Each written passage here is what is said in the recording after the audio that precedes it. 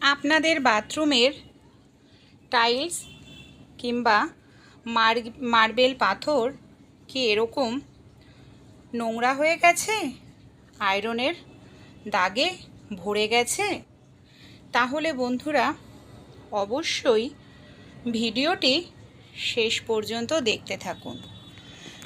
সেকেন্ডের মধ্যেই আপনারা এটাকে পরিষ্কার করে নিতে পারবেন। আমাদের অনেকেরই দেখবেন মার্বেল পাথর কিংবা টাইলসের দেয়াল, বাথরুমের দেয়ালগুলো এরকম আয়রনের কারণে দাগ হয়ে যায়, আর যেটা ঘষে ঘষে পরিষ্কার করতে অনেকটা সময় লাগে। সবার প্রথমে এখানে আমরা একটি মিশ্রণ তৈরি করব। একটি পাত্রে নিয়ে নিয়েছি ইনোর পরিবর্তে খাবার সোডাও ব্যবহার করতে পারেন। এখানে আমি নিয়ে নিচ্ছি টুথপেস্ট। যে কোনো টুথপেস্ট সাদা কালারের অবশ্যই নিয়ে নেবেন। তারপর কি করব, টুথপেস্টটা দিয়ে খুব ভালো করে এখানে আমাদের এইভাবে ইনো আর টুথপেস্টটাকে মিশিয়ে নিতে হবে। খুব সুন্দর করে এটাকে আপনারা এইভাবে মিশিয়ে নিন। এর মধ্যে আমি 2 চামচ পরিমাণ মতো ভিনেগার দিয়ে দিলাম। ভিনেগার দেওয়াতে দেখবেন মিশ্রণটা ফুলে যাবে আর অনেকটাই ফেনা তৈরি হবে। এই ধরনের একটি মিশ্রণ আমাদের তৈরি করে সবার প্রথমে নিতে হবে। আর এটাকে কিন্তু খুব ভালো করে আপনারা মেশাবেন। 2-3 মিনিট রেখে দিলেই দেখবেন এর ফেনাটা চলে যাবে। তারপর কিভাবে এটাকে আমরা ব্যবহার করব চলুন দেখে নিই।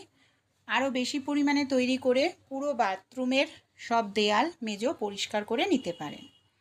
আপনারা চাইলে মিশ্রণটি এইভাবে একটি ব্রাশ ব্যবহার করুন, ব্রাশের মধ্যেও মিশ্রণটা লাগিয়ে নিতে পারেন। তারপর আপনাদের যে দেয়াল এরকম আয়রনের কারণে হলুদ লালচে হয়ে গেছে, সেই দেয়ালটা এইভাবে ঘষে নিন। না হয় আপনারা এই যে মিশ্রণটা আমি তৈরি করেছি দেয়ালে এইভাবে সামান্য পরিমাণ দিয়ে দেব। ব্রাশ দিয়ে কয়েক সেকেন্ড আমাদের একটুখানি ডলে নিতে হবে। কয়েক সেকেন্ড বন্ধুরা, বেশিও প্রয়োজন নেই। কয়েক সেকেন্ড ডললেই দেখবেন আপনাদের যে দেয়াল একেবারে হলুদ হয়ে গেছে, আয়রনের কারণে লালচে হয়ে গেছে। দেখুন দুটো দেয়ালের মাঝখানটা আমি ঘষে নিয়েছি, কতটা সুন্দর সাদা হয়েছে। পার্থক্যটা আপনাদের সামনেই কিন্তু রয়েছে। এইভাবে আপনারাও খুব সহজেই বাথরুম অনেকটা সময় ধরে ঘষাঘষি না করে পরিষ্কার করে নিতে পারেন। আমি মাঝখানটায় জল দিয়ে আমি ধুয়ে এইভাবে দেখাচ্ছি। এবার আমি কি করব, পুরো এইভাবে যেখানে কল থাকে সেই জায়গাটা আরও বেশি হয়, সেই জায়গাটাতেই মিশ্রণটা লাগিয়ে কিন্তু আমাদের রেখে দিতে লাগবে। 10-15 মিনিট মতো এই মিশ্রণটা লাগিয়ে আপনারা রেখে দিন। তারপর 10-15 মিনিট পর ব্রাশটা নিয়ে নিন। ব্রাশ দিয়ে এইভাবে আপনারা একটু ডলতে থাকেন।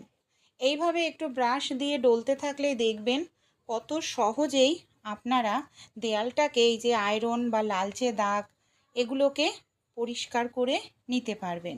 আমি এখানে ব্রাশ দিয়ে কয়েক মিনিট একটুখানি ডলে নিয়েছি।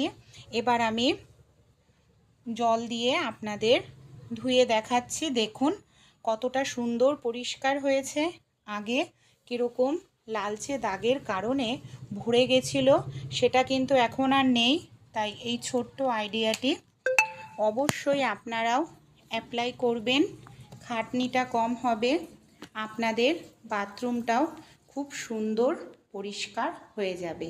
পার্থক্য আপনাদের সামনেই রয়েছে। ভালো লেগে থাকলে অ্যাপ্লাই করতে ভুলবেন না। এর জন্য অনেকটা টাকা পয়সাও আপনাদের খরচা করতে কিন্তু হবে না।